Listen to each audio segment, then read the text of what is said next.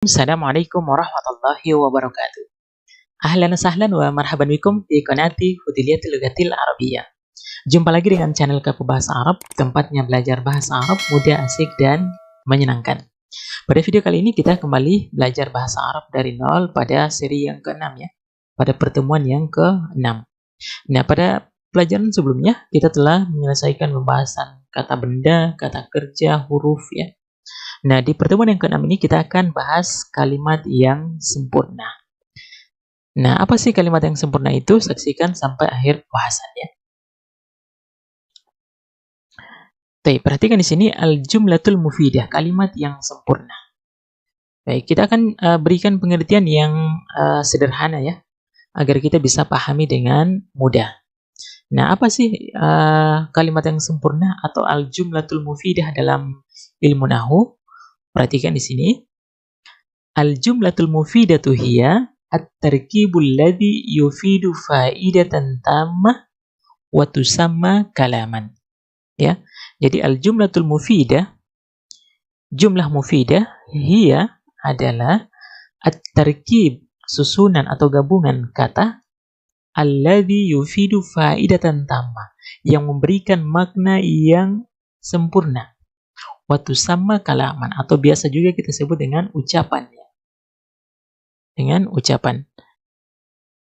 Jadi kalimat yang sempurna itu adalah susunan kata atau gabungan kata yang memberikan makna yang sempurna ya. Atau kita sebut juga biasa dengan ucapannya. Baik, sekarang kita akan berikan contoh agar kita bisa pahami dengan mudah. Nah, perhatikan di sini mithluh, contoh. Yang pertama, ana aktubu fid daftar. Saya menulis di buku. Nah, perhatikan di sini susunan katanya ada di sini ada 4 ya. Ada subjek, ada pelaku, ada predikat, ada kata kerjanya, atau ada objeknya di sini ya. Saya, ana aktubu, menulis fid daftar. Saya menulis di buku catatan ya, daftar. Biasa dalam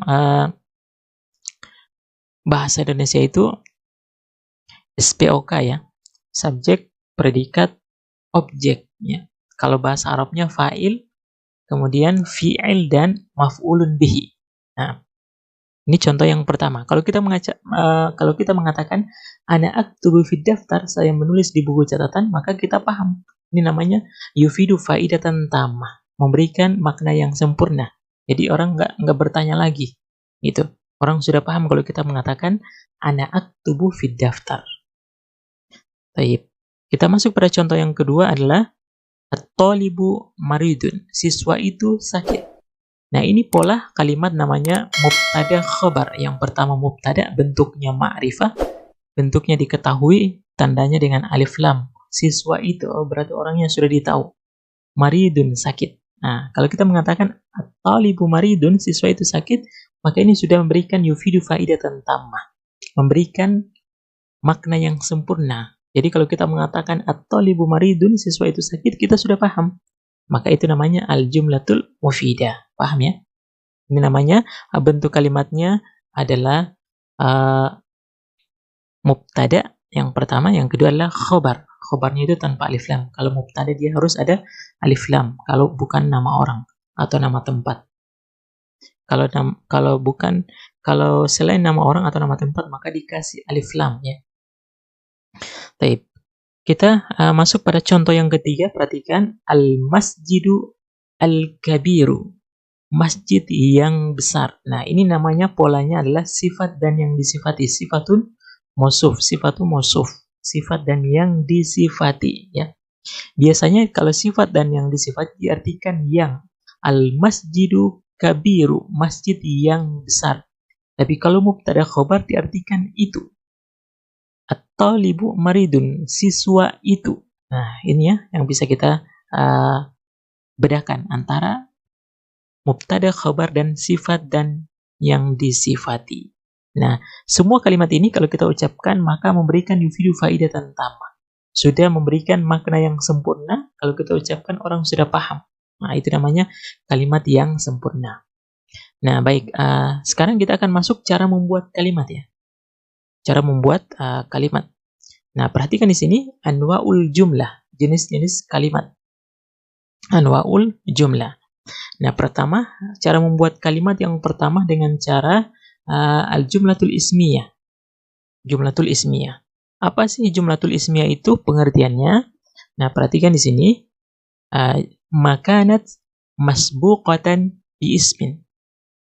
Didahului kata benda. Jadi jumlatul fi'liyah itu ismiyah itu kalimat yang didahului kata benda, ya. Jadi membuat kalimatnya itu diawali dengan kata benda. Ini namanya jumlatul ismiyah. Baik, kita berikan contoh biar lebih gampang kita pahami. Perhatikan di sini al-waladu yaqra'ul Qur'ana. Anak itu membaca buku. Nah, perhatikan di sini bi ismin masbuqatan, bi ismin didahului kata benda. Nah, di sini al-waladu kata benda, ya. Maksudnya anak itu bukan dia bendahnya, akan tetapi disifati, digolongkan sebagai kata benda, bukan anaknya yang benda. Bisa dipahami, ya? Cirinya adalah ada alif lam, ya. Al-waladu yaqra'ul Qur'ana. Anak itu membaca Quran. Diawali dengan kata benda. Maka ini namanya jumlatul ismiyah. Paham, ya? Didahului oleh kata benda. Baik, sekarang kita masuk pada contoh yang berikutnya. Perhatikan di sini Ahmadu maridun. Ahmad sakit, ya. Nah, Ahmad bukan dia benda, ya, akan tetapi tergolong dalam kata benda, nama orang, nama hewan, nama tumbuhan. Asalkan kata yang tidak menunjukkan pekerjaan tergolong dalam kata benda. Bisa dipahami, ya? Ahmadu maridun. Ahmad sakit. Nah, kita sudah paham. Oh, Ahmad sakit. Ini namanya jumlatul mufidah. Nah, ini contoh yang pertama cara membuat kalimat dengan jumlatul ismiyah. Didahului dengan kata benda di awal kalimat, ya. Nah, kemudian kita masuk pada cara yang kedua adalah dengan jumlatun fi'liyah. Apa maksudnya jumlatun fi'liyah? Makanat masbuqatan bi fi'lin. Didahului kata kerja, ya.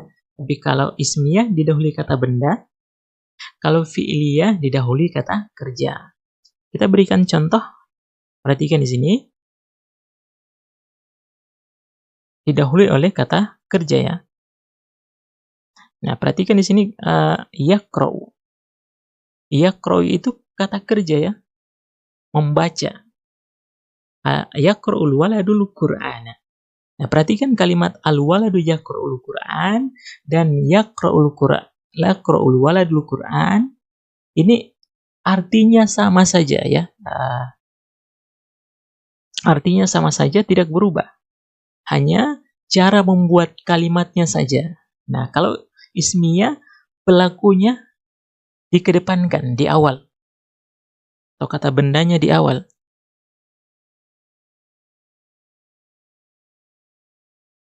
Subjeknya di depannya. Sementara untuk fi'liyah, predikatnya di depan, kata kerjanya yang di depan, ya. Yaqra'ul waladul Qur'an. Anak itu membaca Quran.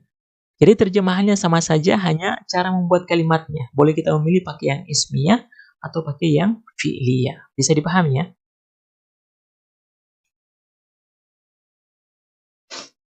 Kemudian contoh terakhir adalah marida aliyun. Ali sakit. Nah, perhatikan untuk kata marido. Marido ini adalah kata kerja, ya. Fi'il madi. Ali telah sakit. Nah, ini kalimat dibuat dengan dua cara, ya. Yang pertama dengan jumlatul ismiyah, diawali dengan kata benda. Yang kedua adalah jumlatul fi'liyah, diawali dengan kata kerja. Jadi ini, ya, cara kita membuat kalimat. Apakah kita mau dengan kata benda duluan atau dengan kata kerja duluan? Jadi ini adalah cara untuk membuat kalimat. Demikian, ya, pembahasan kita tentang kalimat yang sempurna. Mudah-mudahan teman-teman bisa memahami dengan baik. Bagi yang belum dipahami atau yang ingin bertanya, silahkan dituliskan di kolom komentar. Demikian, semoga bermanfaat. Assalamualaikum warahmatullahi wabarakatuh.